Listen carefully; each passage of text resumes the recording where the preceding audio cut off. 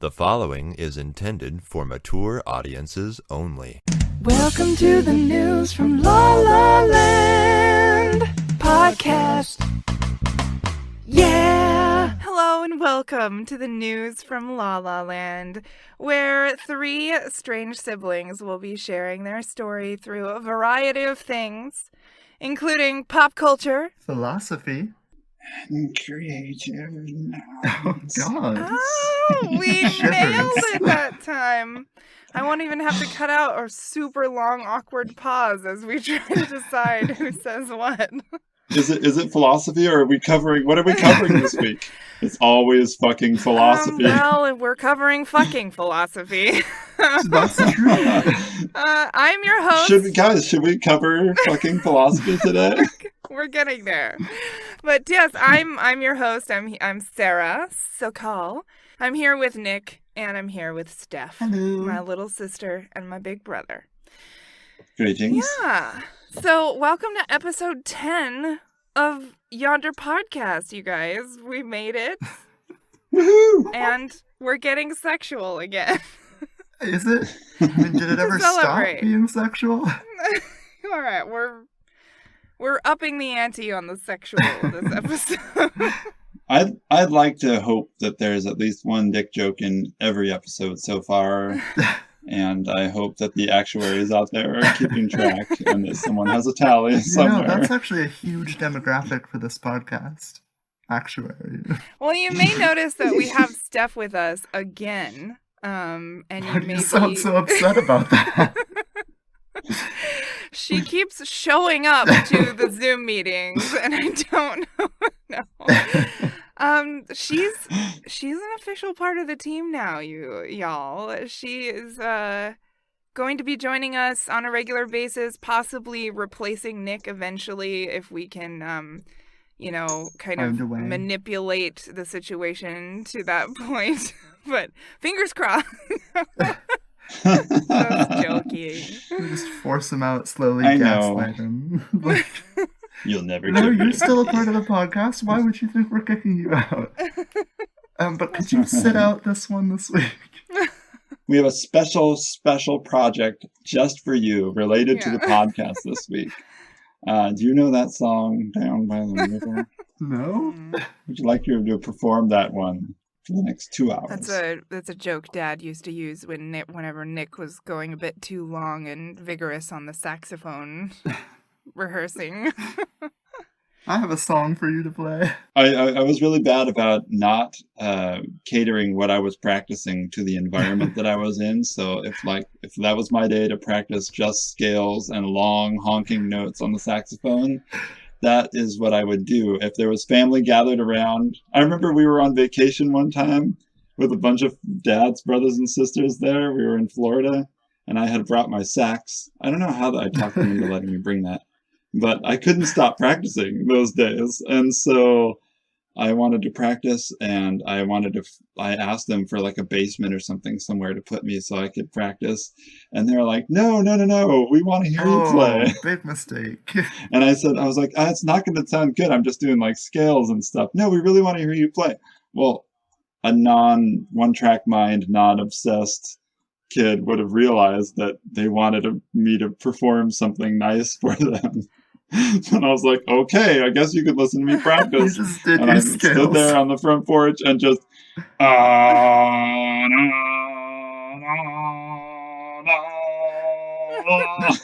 and eventually a kindly uncle came over and guided me gently down to the garage. As you keep playing the Thank scales you. the whole way, because you can't stop. This sounds great, Nick, but it's loud and sounds good. Yeah, but I feel like you knew what you asked for. You knew it wasn't your fault. Oh, you warned them, yeah. Yeah. I'd like to think I've become a little more emotionally intelligent since then. Well, definitely, yeah. You leave the mindless pounding to your son on the new piano you just got, which is exciting. Oh, yes. Yeah. It's not a new piano. It's very, very used, but it was free. And it sounds good. And I get to hear them discovering cool things musically, like Oliver. I learned how to play one of his piano songs, and then he knows that there are notes that occur repeated in a repeated pattern on the piano, the multiple octaves. And so he was actually playing his song in 2 octaves at the same time with both hands on the piano, which is for a 5-year-old. I would have a hard time figuring doing that out. Pretty cool. Virtuoso. Yeah, that's awesome. Yeah. And Ellie's doing great too. She's more on the theory side of things. She's like all the way halfway through her piano theory book, and she always asks for more pages of homework from her piano teacher. Nerd. It's awesome. It's fun. Makes my musician heart happy. Yeah. Well, that's good because we are actually talking about music today. Is going to be kind of a big moment of our pop culture moment, right? We are. Why did I have to be talking about my That's kids? kind of why I was like, "Are you sure you want to? Maybe we should." No, all right. Oh, he's getting really warm-hearted. Yeah. God damn it! Stop him! Oh, he went with the crowd of his children. Oh shit! Oh. All right. Well, we're talking about. Well, yeah. Let's just. How about this? We'll end this topic right here with a nice heartwarming moment, and then we'll have a little jingle, a little song that'll come up, and it'll separate this moment from whatever comes next. No All right. liability. All right? Whatever comes next. Oh, we all know what's coming next. Jeez. Pop culture moment. Yeah. All right, welcome back to After Hours. Yeah, today we were talking about sexual music, I guess, is the the topic. Yes, the proud tradition. Yeah, this came up because we were discussing a new song that had just come out by Lil Nas X, Call Me By Your Name, in which he proceeds to he dances on a pole down into hell and then gives Satan a lap dance. And I was a fan. Yeah. But Nick, you requested that we kind of discuss this topic today. Did you have, before we even start talking about it, did you have any kind of opening thoughts? Opening statements. Well, I've actually been wanting to talk to you guys about this for a long time because actually it was ever since I learned about Megan Thee Stallion and WAP came out, and I kind of became aware of this whole genre that's been getting really popular lately, which, and I know we're going to cover this. Well, there's always been songs about sex. I'm fully aware of that. But I think I could make an argument that some of the music that we're having lately in extreme popularity is different in some important ways.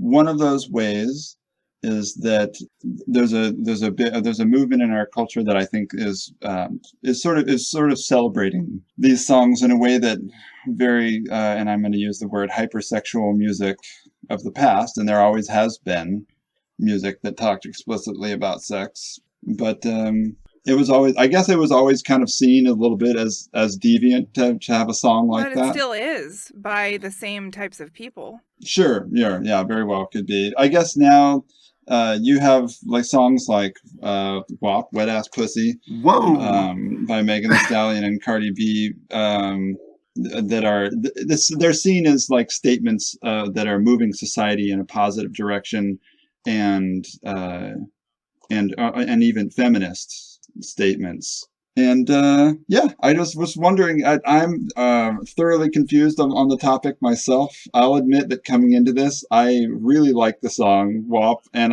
I actually love Megan Thee Stallion's music, and I came at it from of course a really white guy place where I follow NPR music on Instagram, and Megan Thee Stallion did a Tiny Desk concert, and to their credit, NPR does a great job of producing, of promoting, POC music and do we say Latinx?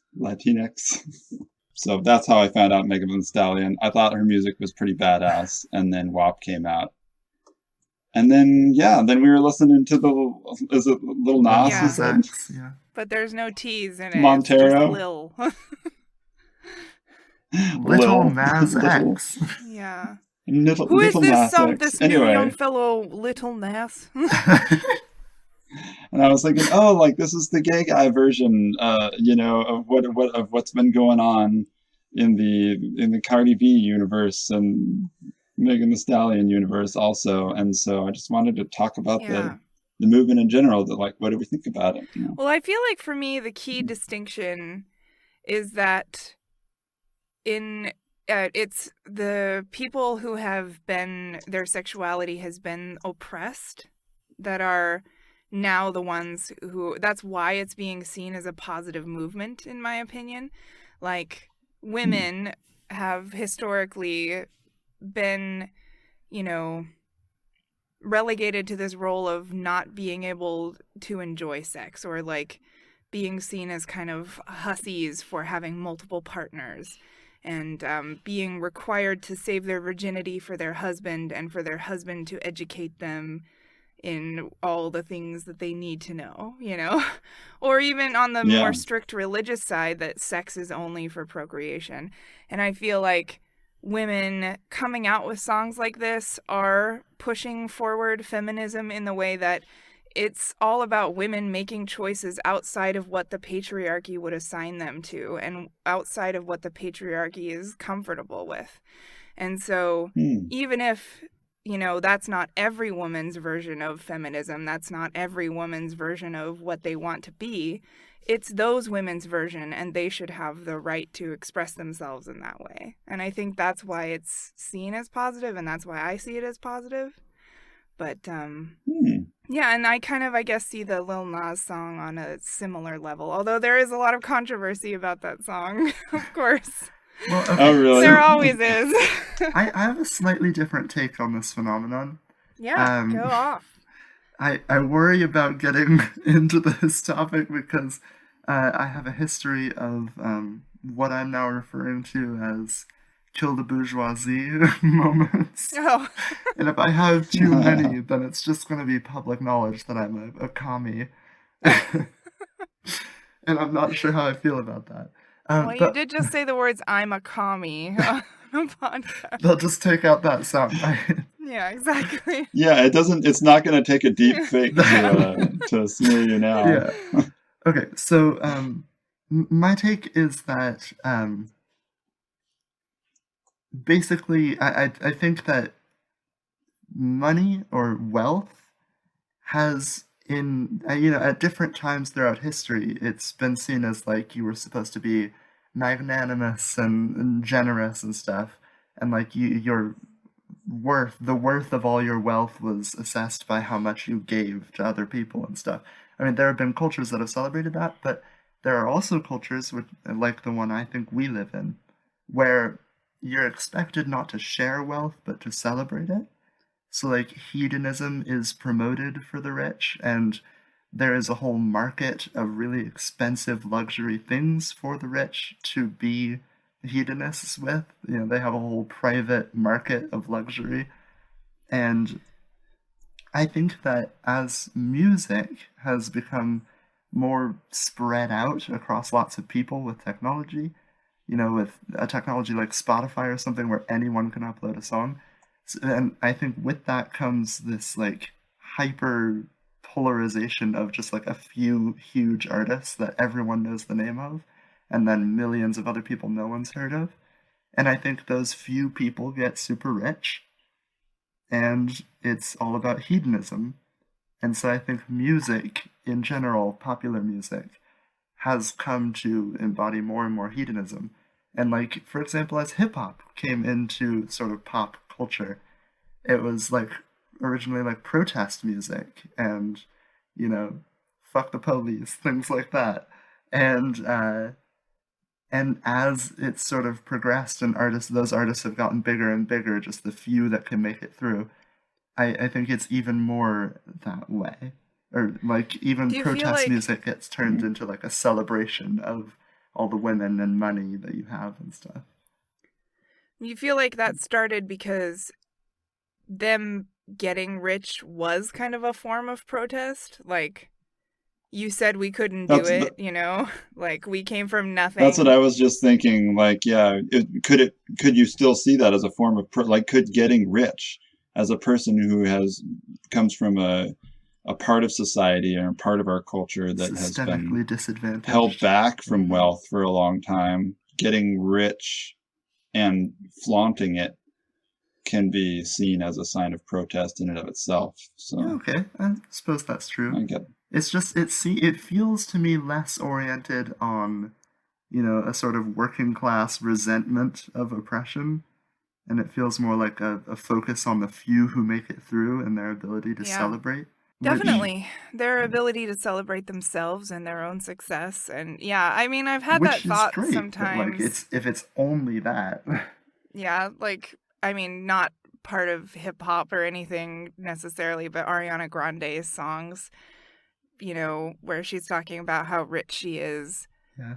And I'm always just like, that's cool for you, but why are you telling me this at this point? Well, yeah, but we celebrate the wealthy and powerful, and so we're gonna celebrate their hedonism if that's what they do.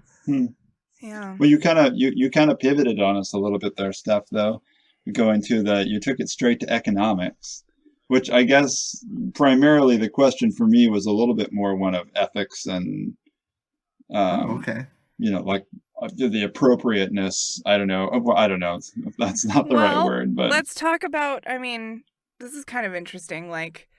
One of the earliest examples, I was just talking with my bestie friend the other day, or today, and she was telling me about one of the earliest art songs that she learned, or that she was at least studying, and it was a German art song that was a guy singing about a candle, and then at the end of the song you're supposed to do a little song sound, and that's supposed to be the sound of the candle going up the guy's ass. And it's from the 1800s. Well, didn't Mozart write a song called Lick My Ass as well? Liche mein Arsch or whatever. You're making that up. No, that's 100% true. Mozart ass song. No, Lick My Ass by Mozart. This has been going on for a very long time. Leck mich im Arsch. It literally means lick my ass. It's a canon. Wow, that's really funny.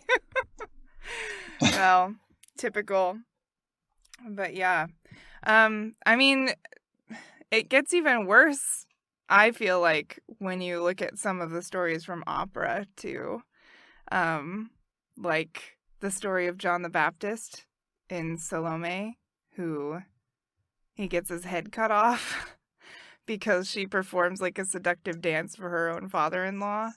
And then she does a whole dance where she's kissing his head, and she's like, "You didn't want to kiss me in life, so now you're forced to kiss me in death." Jesus.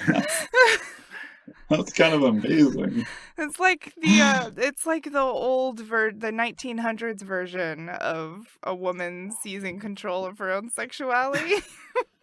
With the severed head of her former father-in-law. Oh my gosh. Yeah. That's funny. Yeah, but are there any older songs that you guys like, or even newer songs? We can talk about this whole genre of I don't know. Like you were saying, it seems to be more celebrated lately as a positive thing, whereas in the past it wasn't. We went from a time when guys were singing about what their anaconda liked, and no, that was from the other perspective, actually. Wait, what? It's from a woman's perspective. No, what song am I thinking of? Then I like big butts. Is that not where the anaconda one is from? My anaconda don't. Wasn't that's that the Nicki Minaj remix of the old song. That's from my a guy's God. perspective. Oh, Fucking Gen Z. I don't know. It's more popular. She used the audio. My anaconda don't want none unless you got buns, huh? Okay, so anyway, what I'm trying to do. We'll forget that happened just now. It's contrast that, so people heard that, and I guess I don't think there was. It was a fun song. But I don't think anyone was looking at that and saying, seeing it as anything other than ethically or morally neutral or harmful, if anything. Yeah, or like potentially. the 9 Inch Nails that I want to fuck you like an animal. Yeah. I mean, Um, I guess if you're both into that, but but what I mean to say is, we see this as like ethically dubious, and singing about, objectifying girls' butts or whatever, and then now you have girls coming along and basically doing the same thing, and it's seen as a positive feminist statement. I get that the situation is different because guys have always been swinging their dicks around. oh, you mean like the objectification of it? Like we're having a double standard now because we're celebrating women talking about liking guys' dicks. No. Well, yeah, they are, but they're also. I feel like they're more objectifying their own bodies. That's what I'm saying. It's like kind of similar. Like it's like I like big butts, and then check out my big butt. Don't you want to like? Yeah. And so, and that's I definitely different. see. No, like the way it would be the same is that they're singing about men's dicks, which they do. Which they do also. That's not okay. It's not a direct correlation there with my example, but the double standard does exist, and the question is that okay? Is there reason enough, or could you could you reasonably argue that both things are kind of unhealthy in terms of like this kind of sexuality that we want to be promoting? This whole time, what I've been thinking is harmful. Like how? Like, what are the negative consequences of this kind of music being popular? We've been talking about it as if that's a given. Is it a given? No, I don't. I haven't been talking about it as a given. It's more like that's how society sees it, and I'm not sure what I think. Yeah, I mean, in terms of it being objectifying or like focusing on the physical, again, I feel like it's all about choice. Like, I don't have a problem with the ones that are guys sing it, like the face down, ass up. That's the way I like to fuck. It's super objectifying, but I'm not. I don't know. I just feel like, yeah, sexual positivity is all about anything being okay as long as it's consensual, and you can always choose not to engage in certain songs as the same way you can choose not to engage in sex acts. I don't know. Anyway, sorry, Steph, I kind of rumbled over you there. What were you saying? Oh, no, it was just going to be another moment where I've only ever heard the remix. But I think there was a reference to that song in Nicki Minaj's song. I think it was Nicki Minaj. But the line is, face down, ass up, I got perfect posture. And Yeah. so I think that kind of like illustrates what we're talking about here. It's just kind of like turning around from the other perspective. Yeah. Well, I think it's easy to see to criticize something like if there's somebody who's promoting a type of sex that you're not into. It's easy to see that as being not sex positive, Yeah. Maybe I'm not into like, deep throat gag and booty slap and whatever like stuff that is like, maybe I see it as like a Yeah. I mean, you're not a pervert or anything. Oh no, trust me, I have my kinks. They're gentlemen's kinks. Like a gentleman's relish. Like riding crops, kind of gentleman's kink. We will not go any further in that line of conversation. Yeah, his kinks are okay because they're a gentleman's kinks. But Megan Thee Stallion's kinks are out of control. They're a woman's kinks. No. Someone diagnosed her with hysteria. I'm pointing out my own hypocrisy here. I'm making it clear that I'm aware of what my brain is doing here, and just trying to work it out. Yeah, no, I appreciate like the way you approach it. I feel like you like the music too, which I think makes a big difference if you can admit, Even if I had to be introduced to it by NPR.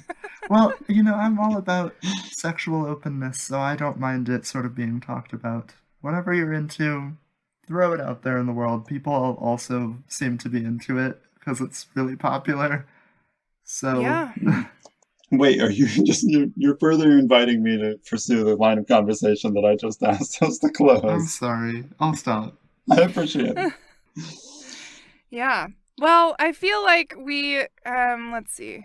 All right. We could at this point move on to some Sokolism of the day discussion, but I just feel like we can't leave this topic fully behind before we remember the beautiful and age-old song, My Neck, My Back, Lick My Pussy and My Crack. Wait, hang on. When did that song come out? When you say age old, I think that was Just in like you when stood was my neck, that? my back. 2008. all right, so that was definitely that's like a wet ass pussy predecessor, Yeah, right? yeah, definitely.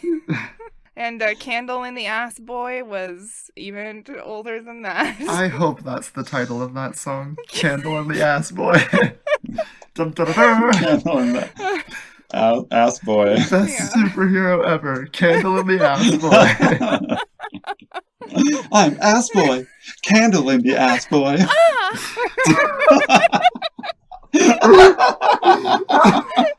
That's not their catchphrase. Yeah.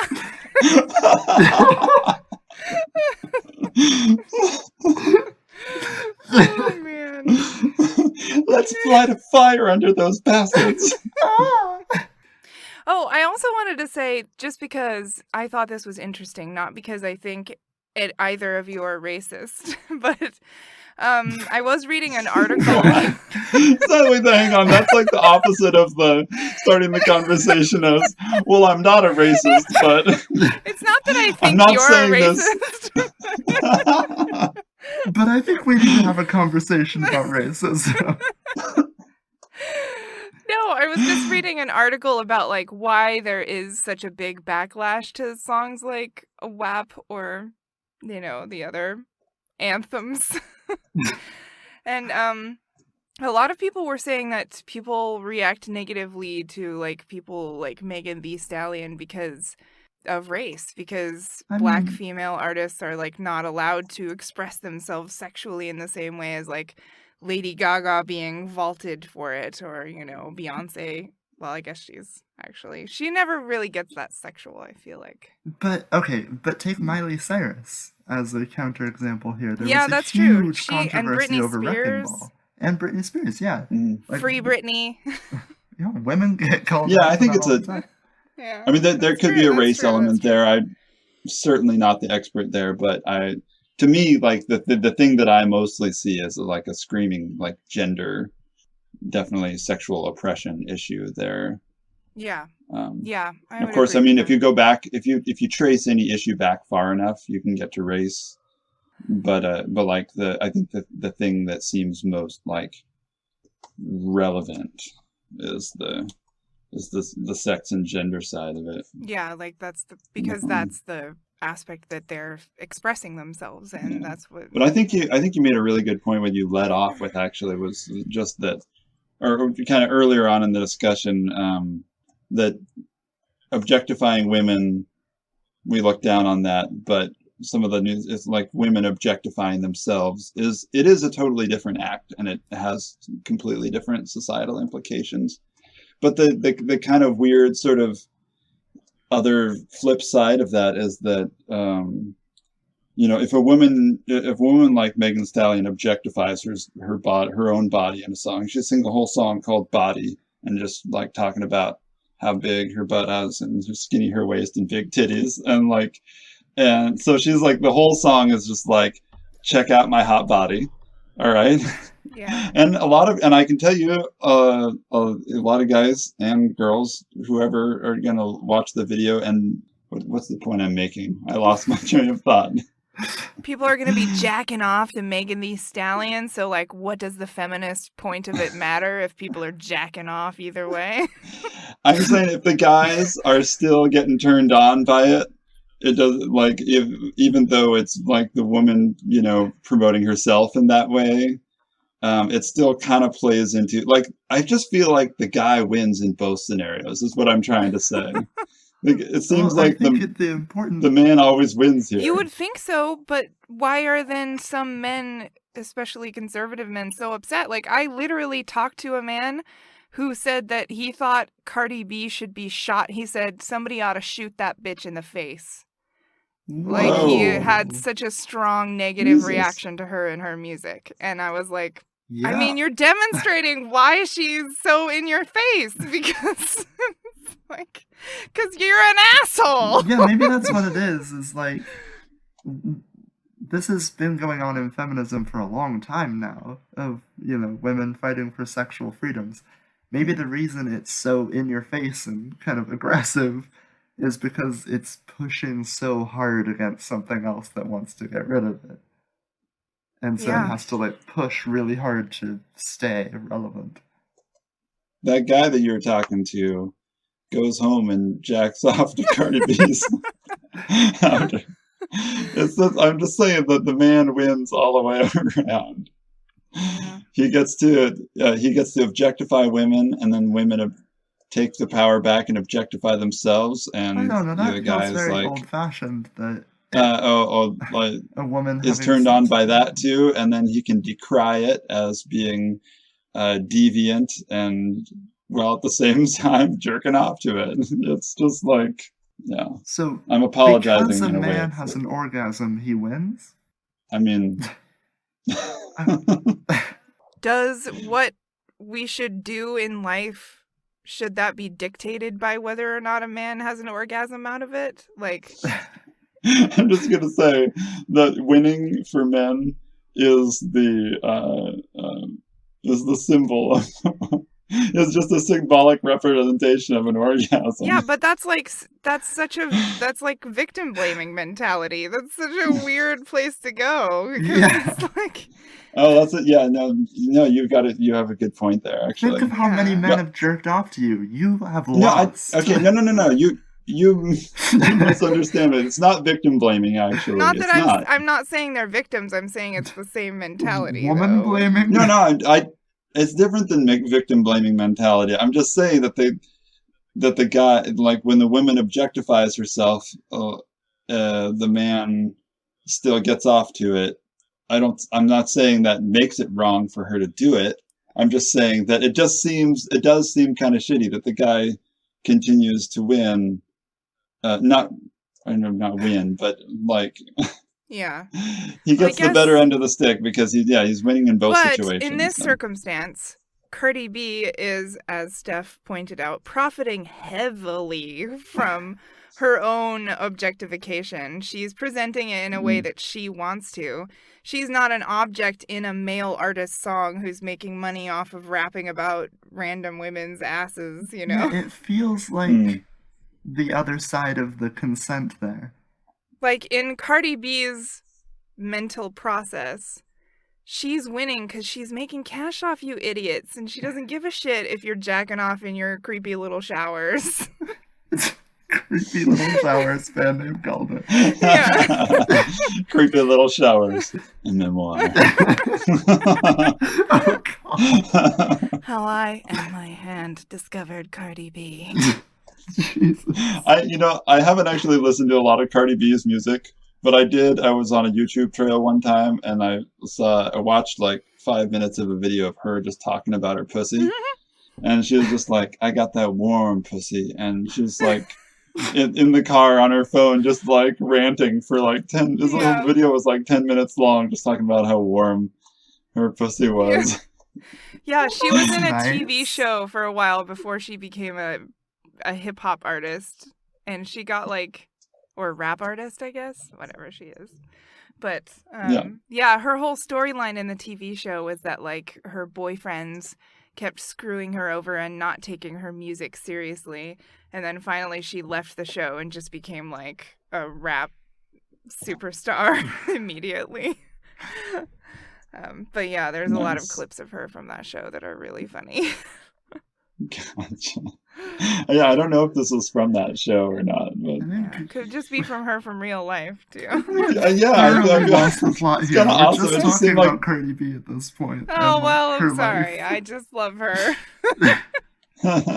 All right. Well, all right. Good point, Steph. Thanks for rounding us up like the herd of sheep that we are. Let's move on to the Sokolism of the day. Sokolism of the day. So yeah, we thought we would do something a little special for the episode 10.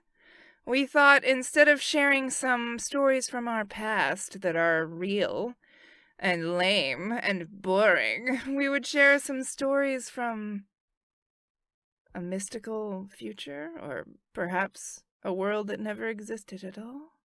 I'm doing a weird job introducing this. I'm sorry. We're telling stories today. Yeah, and it fits in the Sokolism of the day because this is something. I mean, we've sat around a lot of campfires together, you and me and you. That's true. At least 8. And we at least 8. Hundreds, most likely. And we've told a lot of stories around those fires, and pass around stories I think are common kind of party sleepover campground type of game. But I feel like the Sokol mind, being the landscape that it is, wonder that is the Sokol mind. Yeah. is fertile, especially fertile ground for the sowing of such creative seeds. Yeah, we're gonna get some ears pregnant by sowing some. We're gonna give them eargasms with our mellow accents. Yeah. Yeah, it always kind of reminds me of like the Whose Line Is It Anyway show where they do one word at a time stories. Songs, actually. Or songs, yeah. I can't Maybe we should live. try to do one song, and then we could do a story Oh or two. no. Okay. What's All right, what's our subject gonna be? Okay. The title of the song I is lost my pants. okay. I like it. All right. I will start. Good. Then me. Okay. I Lost My pants around my waist they won't be back for many. days. but I See you and I miss you, and if you see me down by the lake. at sunrise.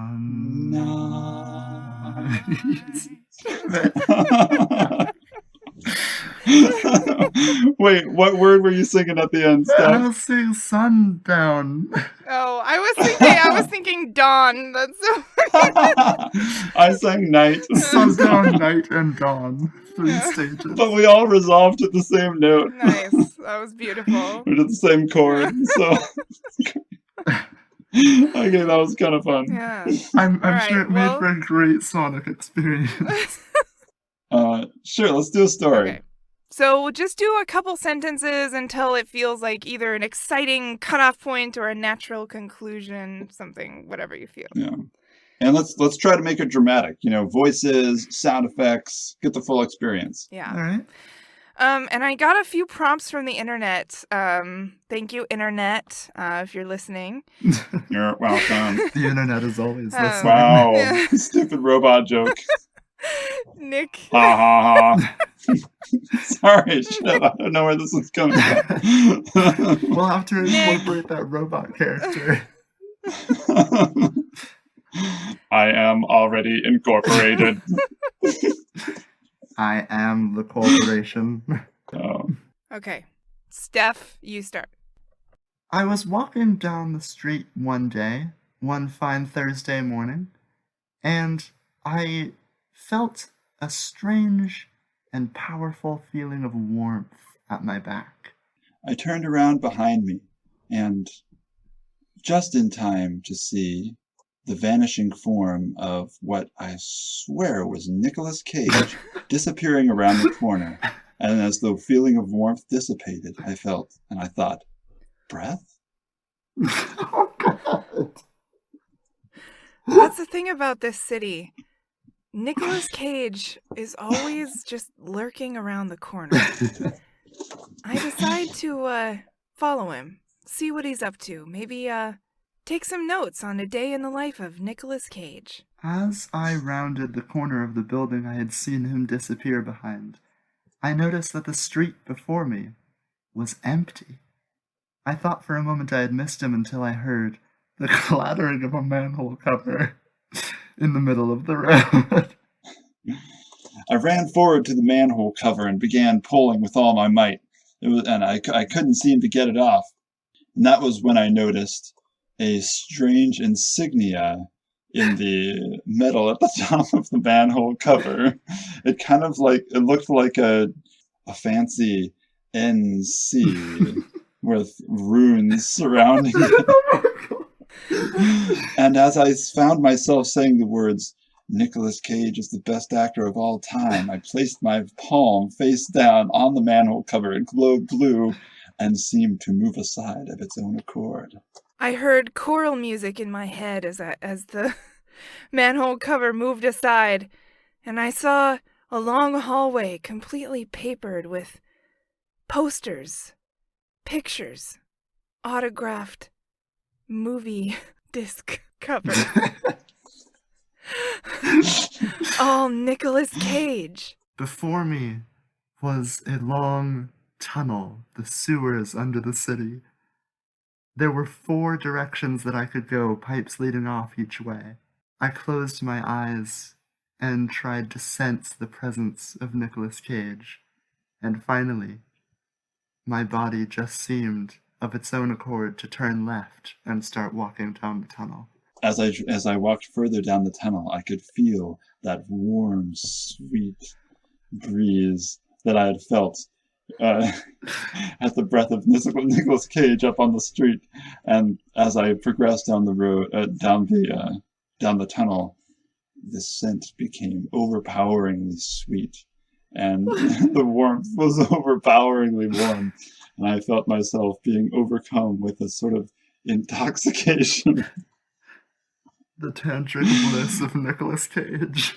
The intoxicating feeling led me forward into a large chamber made of stone, in which there was an enormous straw nest, and inside the nest there were enormous human-sized bejeweled eggs, and on top of one of them sat Nicolas Cage himself, staring down at me with a wild and gleeful expression on his face.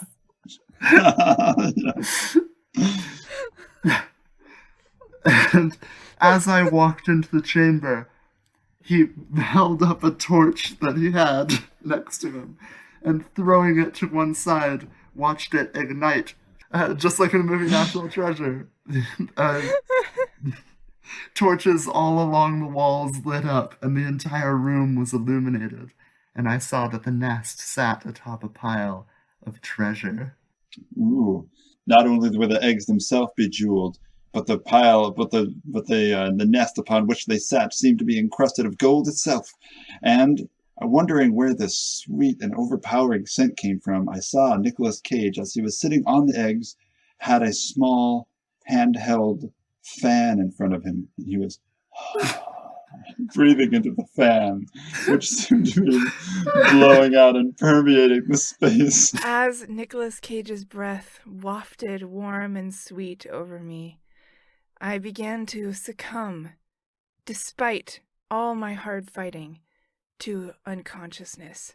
And as I began to fall forward into the nest, Nicolas Cage cackled, "Lunchtime, my pretties!"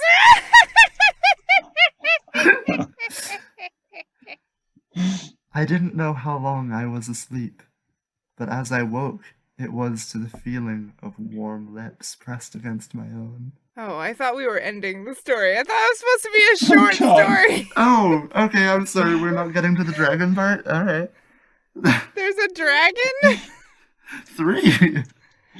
So it turns out you were not molested by Nicolas Cage. It was actually your true love that was just waking you up from an eternal slumber. You'd been asleep for 1,000 years. The dragons burst out of the eggs. You woke up just in time to see them hatch. You used your newfound powers, the hero of ages, to destroy them all and save the world. And you took the treasure for yourself, but you didn't take it for yourself. You distributed it to all the poor and needy throughout the world, and you made the world a better place. But then you wrote a diss track about Nicolas Cage. The end. Sorry, that was just going on a bit long, and we still have a whole nother section to get to of this podcast. So, and we'll just end with the song, of course, that we always end with, which goes, when I Grow up I want to be explorer going off to see the aurora. and you Are never alone. when you Are with me.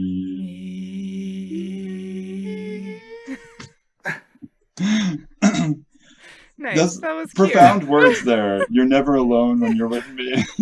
That is the definition of a deep deity. Oh my god. We've come up with some really brilliant songs and some really unforgettable stories tonight. But yeah, I think it's time to move on to today's very special guest episode of Pointless Conjecture. Pointless Conjecture! Well, I just got to say, it's a good thing that we had something of a meaningful discussion in our pop culture moment. I hope it was something of a meaningful discussion, because the rest of the podcast is pretty much all pointless conjecture today. Yeah, we're just going a little bit wild on the... Yeah. Yeah. I love it. It's episode 10. We do what the fuck we want. Yeah. Yeah. And when you have 10 episodes of your podcast, you can tell us what to do. I don't know who I'm addressing. Yeah. Here, but... Don't tell us how to live our lives, you fucking jerk.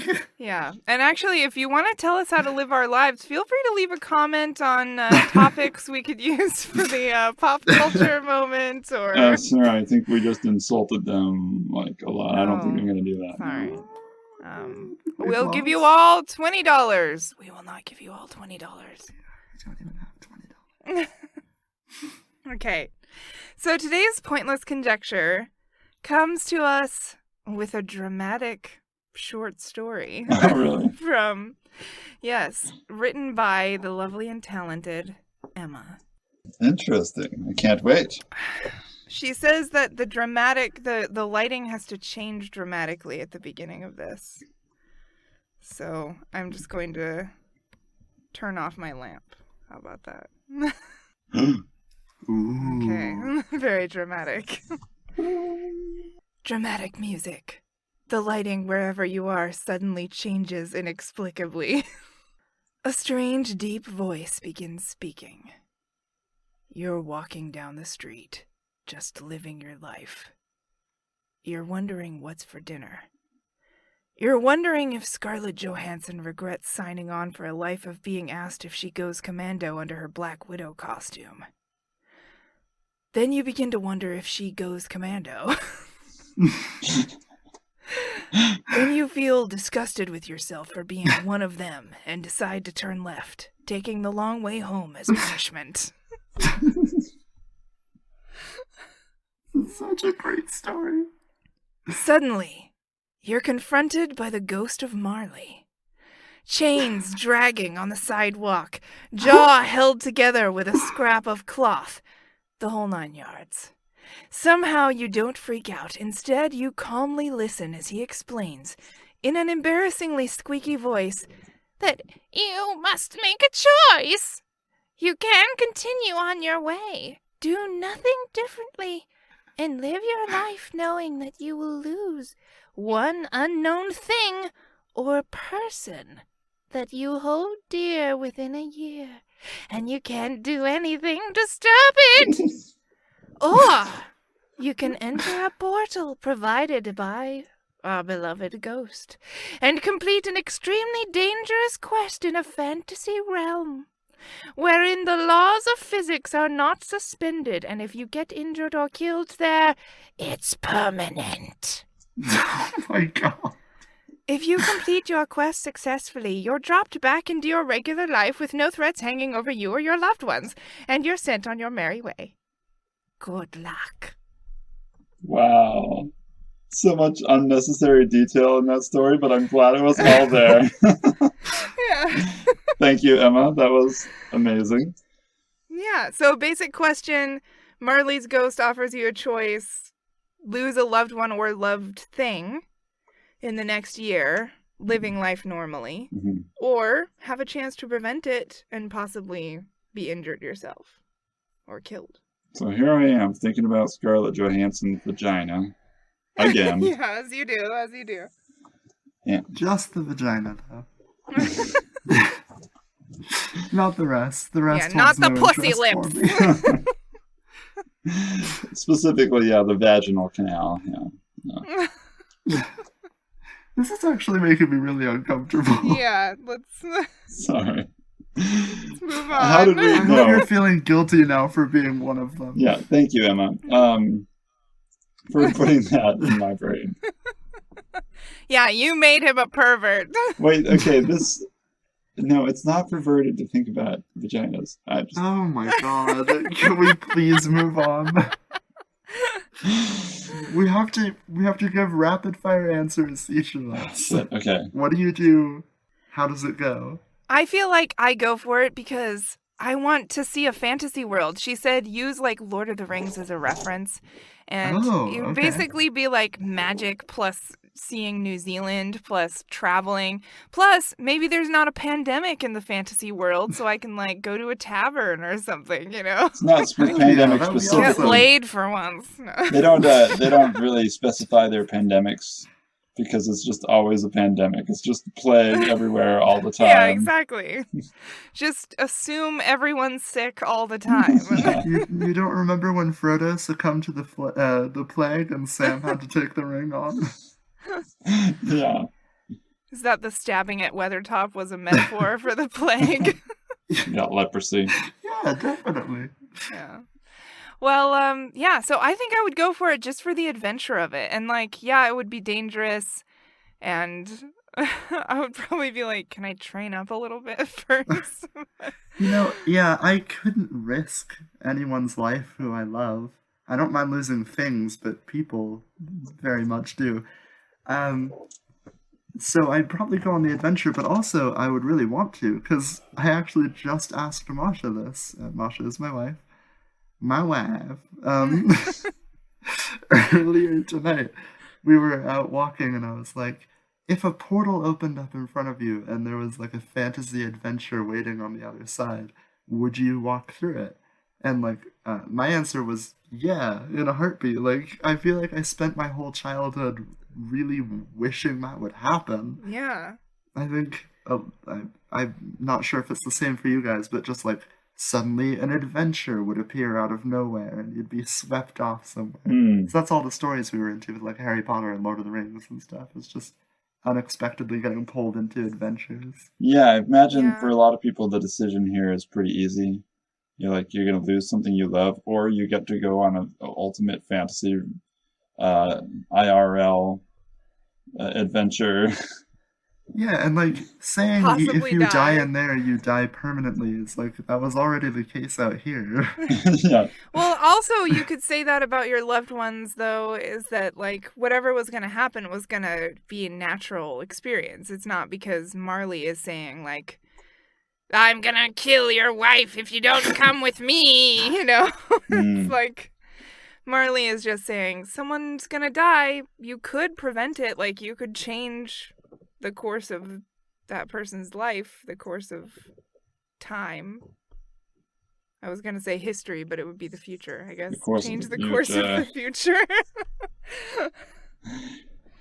Yeah. I don't know. But then what if someone else dies of something totally unrelated? Yeah, I think that the year timeline is kind of bullshit, because it's kind of like, all right, someone I love happened to get a cancer diagnosis in the next year. Like, yeah, Marley, I'm sure you're gonna take credit for that one now, aren't you? Yeah, Marley, you fucking shyster. What?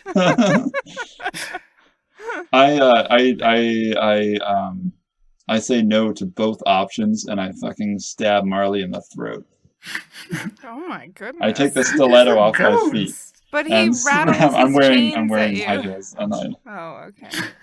But his jaw is like held together with a bandage. I unbandage it. Just very delicately untying the tight knot that he's got Sorry, tied this in. is going to hurt just a little bit. It's just okay. Just hold still, please. I I'm just fucking dismantle him, and in whatever way seems most appropriate. I make him wish he'd never been born and then never died and never became a ghost. Yeah. Because, while it may seem like an easy choice to go into a fantasy world, I am a lover of fantasy myself, but I also love staying at my house. And I'm a little bit of a homebody, and I just get this weird feeling that most of the great fantasy books that I've ever read involve most of the heroes being extremely uncomfortable, terrified for extended periods. Most of the time. And what's so fun about the fantasy is that it's not me. It's I get to engage my empathetic faculties to enjoy the experience of watching someone else. I don't expect I'll do much differently. Like, if I went into the fantasy world, I'd just try to find some quiet little fantasy town, learn some magic, and just chill out. Well, that's my immediate question. Do I get magic? Because if I just have to be me, just like going on a super long walk across the countryside in medieval, or as you step through the portal, the dragon turns its head to face you. Another challenger, he says. Nicolas Cage is on its back. Yeah. And you feel a warm, sweet breath. Yeah. All right. Well, do we all feel adequately questioned and answered for this? I feel like I never answered these questions adequately. Do you all feel inadequate? I feel like language is inadequate. Generally. And thus, my use of it will always be inadequate. God. Well, good. I think that's a great place to end the episode then. Unless, of course, you're talking about the inadequacy of language, in which case the inadequacy of language is in itself an internal statement about itself, using itself as the example of what it's talking about. Tune in next time. Sorry, were you trying to bring this to a close? Tune in next time for an in-depth dive into the inadequacy of language. Where we all just take LSD together and discover that language is just made up. It's inadequate. It's all made up. None of it matters, man. My life is a lie. My life is a collective What is a lie? Just more Just language. more words. A lie is a word about other words. Oh, well, I think that this has been the news from La La Land, where words are just lies. Where Nicolas Cage's breath is warm and sweet. Even as it speaks a language of irrelevance. If you are enjoying this show, please consider leaving us a review on iTunes or wherever you listen to podcasts, or simply email us at voiceofsokol